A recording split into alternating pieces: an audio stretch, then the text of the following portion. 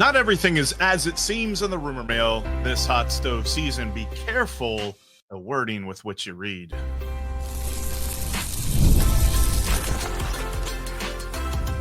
You are Locked On Reds, your daily Cincinnati Reds podcast, part of the Locked On Podcast Network, your team every day. Welcome into Locked On Reds. We are your daily source for all things Cincinnati Reds. I'm Stephen Offenbaker. He's Jeff Carr. We have a combined 14 seasons of experience covering the Cincinnati Reds in podcast forms because we love the Cincinnati Reds. We love baseball. We have taken our love for this team and our love for the game, and we have turned it into information for you. Locked On Reds is part of the Locked On Podcast Network, your team every single day. And on today's show, we're going to discuss the latest rumors that say the Reds are actively shopping, careful on your wording, actively shopping Spencer Steer and Alexis Diaz. We're also going to take a swing, pun intended, at deciding what the Reds are going to do next this offseason.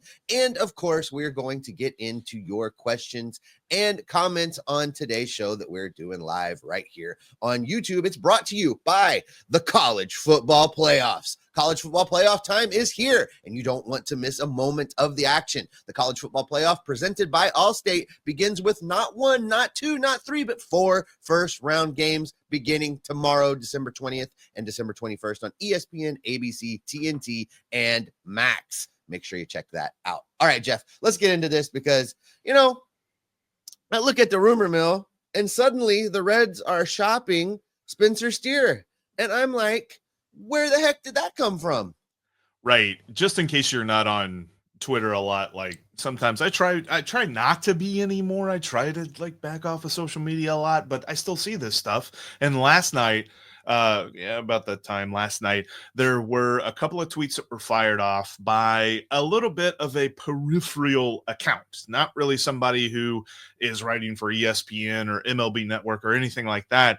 It's a guy who has a blog called MLB Nerds. His name is Jack Azule Heron, and he works for a minor league team. I don't want to make it seem as though I am poo-pooing the work that he does, but this rumor is worded very strangely, Steve. He tweeted a couple of tweets. He said, several teams, including the Nationals and Rays, have shown interest in right-handed reliever Alexis Diaz, sources tell MLB Nerds. The Reds have been shopping him around and are open to moving him. He then followed that up by saying, in addition to Diaz, Cincinnati Reds infielder, outfielder Spencer Steer has been made available for trade, with several teams reaching out with interest, including at least one AL East team and one NL West team, sources tell MLB Nerds. So let's dissect this for a little bit, because on the surface, everybody's just like, how on earth could they trade these guys? They're trying to compete. You can't trade anybody. You must trade nothing for something. That's how this works. If you're going to win a World Series, you got to trade a broken seat for Aaron Judge. That's what everybody does. But you have to give up something to get something. And while these rumors are weirdly worded, while these tweets are weirdly worded, I'm not mad about the content. Like, the Reds should be listening to offer. If people are like, here's a good outfielder for you, we would like Alexis Diaz in return, Nick Krall should not be hanging up the phone. If somebody's saying, we've got a budding superstar ready for you, Spencer Steer interests us, Nick Krall should be listening to it and at least not leaving him on red. Maybe text him back something, IDK, my BFF chill. But when it comes to all of this, I don't like the whole thing of they're shopping him. What that means, when you're shopping a player, means you are actively trying to get rid of them. That is not what they're doing. Nick Krall is just basically not putting a block on any of his players. If a team wants to talk about Elly De La Cruz, now they better be coming with Shohei Ohtani on the other end of it. But if they want to talk about Elly De La Cruz, there's no reason for him to immediately hang up the phone if the offer stands and it's good. Yeah, the word shopping, I think, is what bothers me in this whole thing, Jeff, because I'm trying to wrap my head around, could this be a thing? Because, stranger things have happened where even if you're on the periphery you stumble into a thing. Way back in the Reds alert days, I had the Castellanos signing the day before it happened. I don't know if you remember that or not, but I mean, that was good. Yeah, I happened to get it. So stranger things have happened, but I don't believe they're actively shopping Spencer Steer. I agree with you. I think they're listening. If someone's calling up and being like, hey, what about this? I think they're definitely paying attention to that. I'm intrigued by Alexis Diaz in this deal. And I know that probably makes you very sad because that's your guy. But if you believe that Graham Ashcraft is not a member of this Reds rotation, and he's not, you can look at it on paper right now and see that he is not, you have to think he is going to be in this bullpen. And you have to think him out of the bullpen, his stuff plays as a back end of the bullpen kind of guy.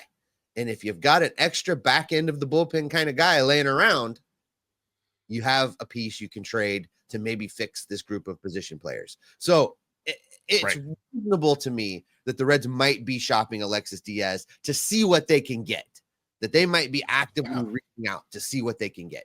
But I don't think they're doing that with Spencer Steer.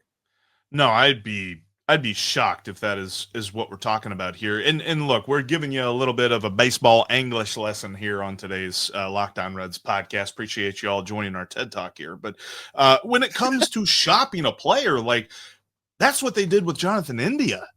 They're like, we got an extra dude. Yes. We are looking to fill a hole, but we actively, like, if India was still on this roster and Brady Singer notwithstanding, let's just pretend for a minute they didn't make any trade whatsoever and Jonathan India was still on this roster. They would still be trying to shop him because there isn't a place for him. Matt McLean's the second baseman. Jonathan India's glove and arm don't really scream outfielder, third baseman, shortstop, anything like that. And first base, he doesn't hit well enough to be a first baseman. So you put all of that together and he's a man without a spot. And so when you get a guy without a spot, you want to make sure you trade that guy. Spencer Steer can play everywhere. Spencer Steer can hit anywhere in the lineup. Spencer Steer's led this team in RBIs the last couple of years. He is one of the most clutch hitters on the team. Alexis Diaz, like Grant Fessel is talking about, he had a rough year last year. And when it comes to relief pitching, as much as I love Alexis Diaz, I also ascribe to, it's not even really a theory anymore. It's a fact that relief pitching is a fickle thing. And if you can take a relief pitcher and turn them into a just obvious need for your roster, but you shun that, then you're a bad general manager. So I do not for one moment believe that this is untrue. I just think it needs to be cemented. The semantics and the grammar and all of this stuff need to be a little bit focused in. Our buddy Audie Elmore over at 700 and ESPN 1530 is running a poll right now to that very point. Would you trade Spencer Steer if you addressed the need that the Reds have? And it's running at 80% at the time of this recording, and 80% of X never agrees on anything. So there you go. Yeah, because the idea is make the team better. We said coming into this offseason that Nick Krall was going to have to get creative, because if you're the ownership of the Cincinnati Reds, you're looking at a roster full of young, cheap guys. And what has ownership done with that in the past? Literally every year of my life, when they have that, they sit on that. So if Nick Krall can make it better, I want him to do that. So I don't want there to be this idea that we are diametrically opposed to the idea of trading Spencer Steer. Or what did I say? A wrong word? No, you said, I'm sorry. By the way, do I sound as froggy to all you guys as I sound in my ears? Yeah. I'm fighting a thing. I'd say tadpole. It's not like a. You said diametrically opposed, and I launched right into Hamilton with diametrically opposed foes. Sorry, couldn't be helped. But yeah, if the trade makes the team better, that's what we want. We are a podcast that loves the Cincinnati Reds, and why we love Reds players, the idea of a fan favorite being untradeable is just, that's not a real thing. Like, you need to make the team better. You need to win ball games, and we'll be happy about that. Yeah, because moves have to be made. Something has to be done. And I think my biggest pet peeve, Jeff, my single biggest pet peeve when it comes to offseason talk, when it comes to potential moves that the team can make in an offseason, is the thing you kind of hit on earlier in this segment, where a broken chair for Aaron Judge. That's always the proposals, right? It's they should trade, the bloated corpse of so-and-so for Shohei Ohtani. Whoa. Alfredo Simon for Eugenio Suarez does not happen. It doesn't. Very often. And, you need to ask yourself, if your proposal is you're wanting to trade a guy because you think he's terrible and you don't want him here anymore and you think he needs to be an upgrade, what is it about that makes you think that the Dodgers are going to give you Freddie Freeman back in return? It's not going to happen. And I think that's my biggest pet peeve, because if you want to get something of value, you got to give something of value, whether you're spending your prospect capital, whether you're sending somebody good from the major league roster. At the end of the day, you have to give to get in this league. And that's why these deals, that's why I'm saying, like, I want to poo-poo this thing so much, but at the same time, man, it could happen. And that's the other part of this is just, when it comes to improving a roster, there's so many ways that the Reds can go about this. So what's next? What does Nick Krall have up his sleeve? Because he's saying that there's something that he's working on. He also tried to, cool us off a little bit by saying that he's not close to anything big right now, but something big's coming. I don't one moment believe that we are done this offseason. So we look at what is next. The best way to get into all of the action with whatever season it is in the sporting world is with FanDuel. Seriously, I mean, even with hockey going on, I love getting into some hockey prop bets. You've got how many points that a player can score. Are they going to score 2 or more points, or are they going to get a goal that night? How many saves is a goalie going to have? Plus, you've also got great futures on Major League Baseball. Look, they still continue to disrespect Terry Francona. They still continue to disrespect these Cincinnati Reds, and the odds keep getting longer and longer, which means the value keeps going up when it comes to the NL pennant, when it comes to the World Series. I'm telling you, just throw a couple of bucks on the Reds, and when they start going off in like April and May, people are going to start being like, oh, hey, maybe we had them pegged incorrectly. Better than they do. Go to FanDuel.com/locked on and check out all that they have to offer as the NFL heads toward the playoffs, as the college football playoff gets rolling. FanDuel is the place to be. That's FanDuel.com/locked on. Never waste a hunch again, and go to FanDuel, the official sportsbook partner of the NFL. We are talking Reds today, here all day, every month, all season long, all year long, all throughout the offseason, getting you ready for what should be a playoff year in 2025 for the Cincinnati Reds. Make sure that you subscribe to get at least 30 minutes of Red Stock in your feed every single day. All right, Steve, so, rumors abound. This guy's available, that guy's available, everybody's available. So you know what else is available? Free agents. Free agents are available. And the Reds still have a little bit of money to spend. We have not heard them come out and say, and I know that there are plenty of naysayers out there that are just like, they're lying through their teeth. They're not saying true things to us. I don't believe that for a minute. I think there is money to spend. I just don't think there's bukus of dollars to spend. So there's a little bit of this that I believe the next move the Reds make, they will sign a free agent outfielder. I don't think it's going to be somebody we've talked about a lot, though. And I feel like there's one of two players that the Reds are going to sign next, because who we wanted. We have wanted a power-hitting, right-handed outfielder. So here comes Alex Verdugo or Max Kepler, both left-handed, both not necessarily power hitters. I think that we are probably looking at one of those two guys coming in here, and you will immediately look up Alex Verdugo and say, really? That guy who slugged 356 last year in 550 at-bats, that's the guy they're going to get? The guy who had an OPS plus of 94 in 550 at-bats, that's who we're going to get? I believe that they're going to rely on some scouting reports on him, because he has always been a guy that has been a scouting report darling. Whether or not Terry Francona can get the best out of him will be the thing.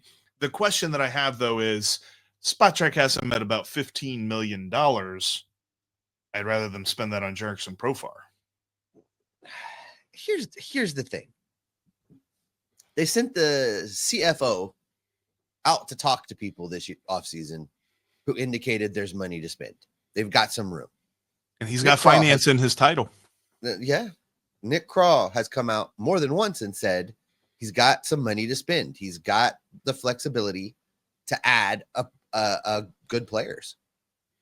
Everybody said this thing. I don't think they're lying about that. I think the problem right now is number of years. I think that is where the big hang up is. Everybody wants a certain number of years.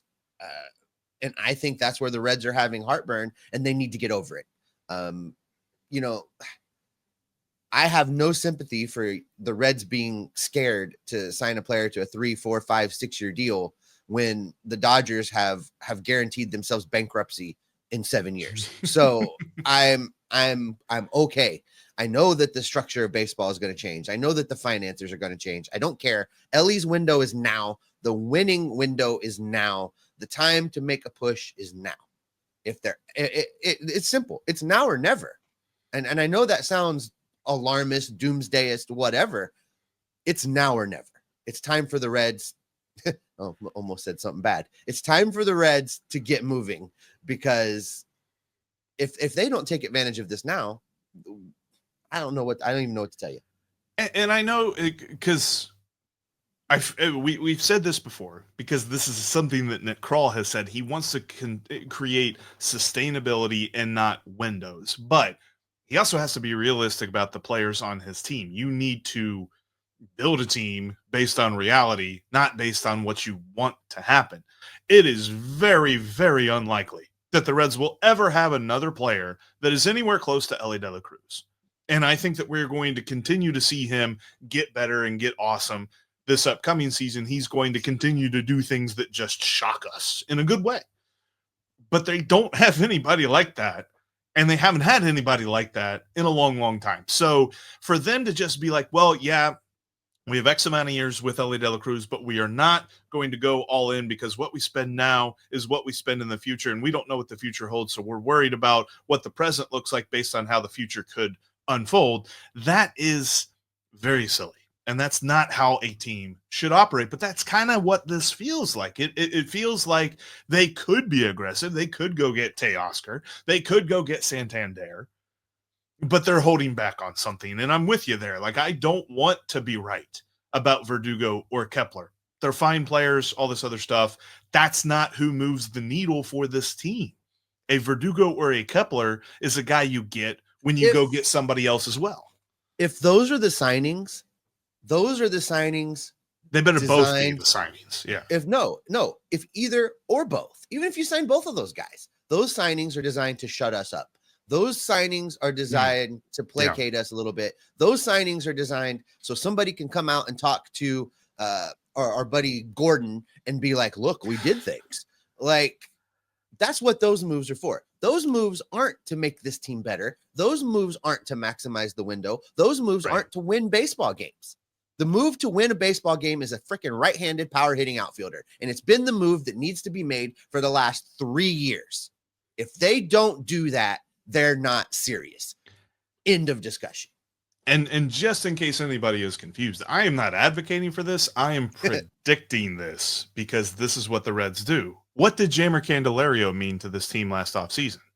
The exact same thing. We did something. Look, we did something. We signed a guy.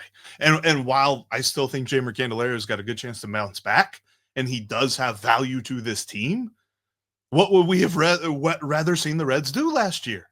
Go sign a right-handed power hitting outfield bat. We have been pounding the table for this for over a year. Really, like over 2 years at this point. It feels like we've been asking for an outfielder. Two off seasons ago. We were on this for 30 years. But it's been forever. And we constantly see them do other things. And they say, well, because we did this, it's going to strengthen this in a peripheral way that you're not expecting. And guess what hasn't happened? That peripheral way that they were expecting, that we weren't expecting, that didn't happen. So they've got to just go for it. Like, do the thing that everybody expects you to do. Go get one of these big dudes, because I'm telling you right now, it'll be outside of the city of Cincinnati. If you go sign Teoscar Hernandez in like a day or so, outside of the city of Cincinnati, people are going to be going, you know what, them Reds, they're for real. Cubs better watch out. Because right now everybody's talking about the Cubs because they got Kyle Tucker and they made a couple of other additions as well. And everybody's like, looks like the Cubs are going to take the Central. You go get Teoscar, cooking with gas, man. All right, Jeff. We're about to my favorite part of the show, the comment section. I don't know if you've been tracking it as we've been going, but it is blowing up. Lots of folks with lots of questions and comments. It's going to be fun, and we're going to get into all of those questions and comments coming up next. The World Series, the Super Bowl, the Olympics. The world's top athletes get to play in these top-level sporting events thanks to one thing. That's teamwork. And teamwork can also protect your financial legacy and your family's future.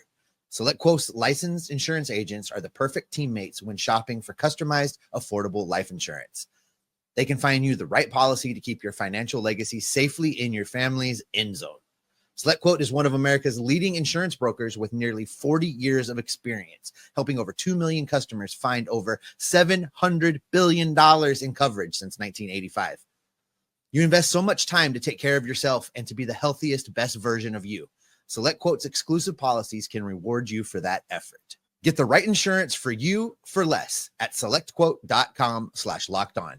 Go to selectquote.com/lockedon today to get started. That's selectquote.com/lockedon.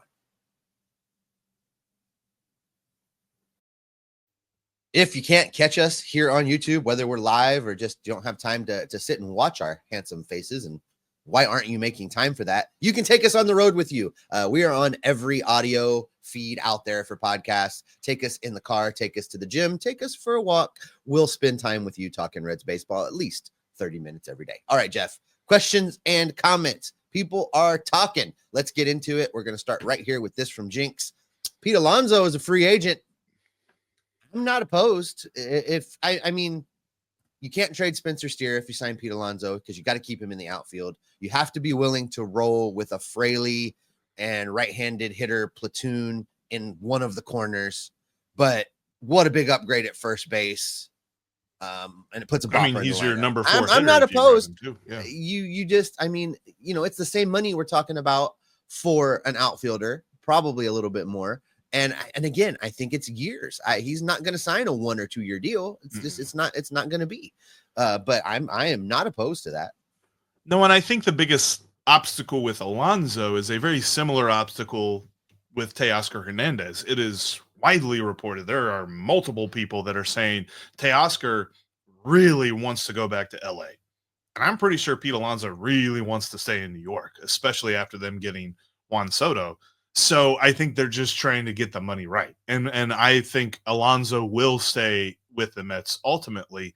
But I like the idea because that would definitely suffice the cleanup hitter need. That would slow everything down for CES. He doesn't have to be completely 1,000% ready to go on opening day. I mean, he could be, but this doesn't force him to be. And then you could kind of work him in as a DH. He also can play some third base as well. So if Noelvi Marte doesn't work out, you could put CES at third base. There's some possibilities that an Alonso signing would open up. It's the same way, and I saw this comment way early on, back before we actually began the show. I always appreciate it, by the way, when folks like jump in before the show and are putting in questions and comments. I would love that. But I wanted to scroll back up and give credit to the commenter about this. And where was it? I lost it. Anyway, It's way back. If it was in the beginning, it's way back there. Oh, here it is.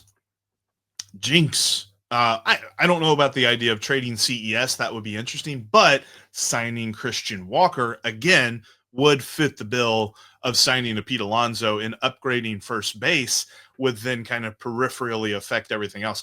I think if you do that, if you bring in another infielder, you have then basically got to make a public announcement to the world that Spencer Steer's officially a left fielder, because I got to believe that there's an element to his game that is affected. As much as he says he loves moving around, He's a human being. I don't know too many baseball players that have gone through their entire career never having a home position.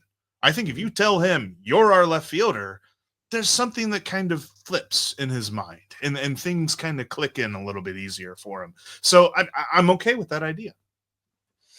There's a couple people kind of asking this question, and I'm kind of interested for your answer to it. So Carrie's asking it, what would be your Steer Diaz combo trade? What team? Who would you go get? Also, Mr. E's in on the same question. Who's the best candidate for a Steer Diaz trade? I think this is a fun question in as much as it's the talk of the day, and it's really because there's not other news to talk about. So Nick Krall can stop all this mess if he just goes and signs somebody. But what type of player, what guy? If I tell you, I'll do it like this, Jeff. You're trading Steer and Diaz in a deal, and you're throwing in Cam Collier. That better be the best player on your team that you're getting back. Like the guy that immediately jumps up there and it's like, oh, it's this guy or it's Ellie. It's got to be somebody who fits in the middle of the order, whether it's 3 or 4, without a question. There's no hope. Like you and I have talked about this all off season. This is a move where you do not explain it by using the word, we hope that this happens.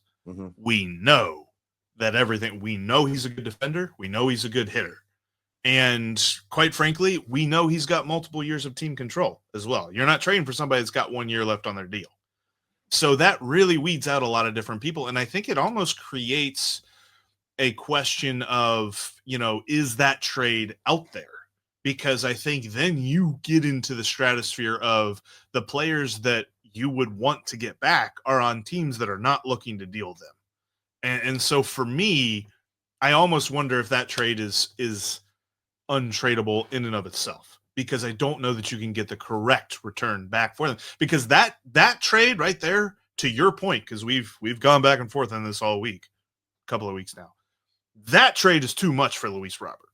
If that is what Chicago's asking for, Nick Krall hanging up. I would immediately ask to be traded to Locked On Cubs if they made that deal for Luis Robert. Yeah. No, Cubs. That's how bad that deal is. I would go cover the freaking Cubs. But yeah, no, that's what I'm saying. Like, that's got to be like Julio Rodriguez, maybe. Like, that's when we're starting to talk here. And Seattle's looking at us like y'all are crazy. Start looking for a house in Mason. Trade all that for Luis Robert. Good. High taxes. Got to watch. Let's do a fun one. Thanks for somebody finally asking about it. When are y'all going to talk about Votto? See, Jeff, I told you we were going to have to talk about this. Yeah. I think Joey Votto is having fun and he's trolling us. I really think that's what. All right. For those that may have not seen it, Joey Votto took to the IG. That's the Instagram for you folks my age. Actually. Jeff, that's Instagram. I don't know if you ever are off TikTok enough to know that there are other platforms out there, but Joey Votto posts a picture on Instagram that says, look at my new sleeves. And it's an entire closet full of Reds jerseys. So everybody is like, what does it mean? Is Joey coming back? Well, did you see his follow-up? What does it mean? His follow-up, he posted maps, different maps of Cincinnati. And so that's got a lot of people thinking he's got Reds jerseys. He's got maps of Cincinnati. They did look like road maps. So is this like a bus driver thing? Like, is he getting ready to drive school bus for CPS or something? Or I think that Mr. Joseph Daniel is doing his best to audition for like some sort of thriller movie. He's doing a really good job of like shrouding things in mystery. I think one of his best traits about his social media persona is his ability to say a lot without saying anything at all. And I think whenever something happens, it's going to surprise us, because what would he do at this point with the Reds? The hitting coach has already been hired. The coaching staff is finalized. So if anything, he's doing like an Eric Davis thing where he's a roving instructor working within the organization, which I would love that, but that sounds like too small time and gig for him. Like, he's a guy that deserves a placard title, like a guy that's got an office or a guy that's got his own jersey, you know, things like that. I don't know that that's available to him right now. Yeah, he did always want to, as Zero Waypoint said, he's always wanted to drive the yellow bus. But I mean, he's also got posts like, let's also take this, let's not look at this in a vacuum and just look at these couple of posts. Let's also compare this with what else he's been doing this offseason. He's been skydiving. He's been to Italy. This dude's just doing everything. He's living his best life right now. And is his best life as a bus driver? He has always wanted to do that. Is his best life as a baseball coach? Is his best life in Cincinnati? There's lots of questions here that are going in without answers, because that's what Joey, he loves doing that. He loves, I think part of his persona is he loves keeping people out of the loop, but keeping them on the line. Appreciate you all so much for being here for this edition of Locked On Reds. Thanks for always making us your first listen every single day. Go check out Sully. I mentioned him a minute ago for your second listen over at the Locked On MLB podcast. Paul Francis Sullivan is a baseball smarts guy, fun to listen to, funny guy, great stories. Go check him out. The link for his show is down in today's show description. We'll be back in your feeds if there is news. Hope there's news. We're going to keep listening for rumors. We're going to keep following what's going on in baseball, and we're going to bring that all right back here to keep you locked on Reds every single day.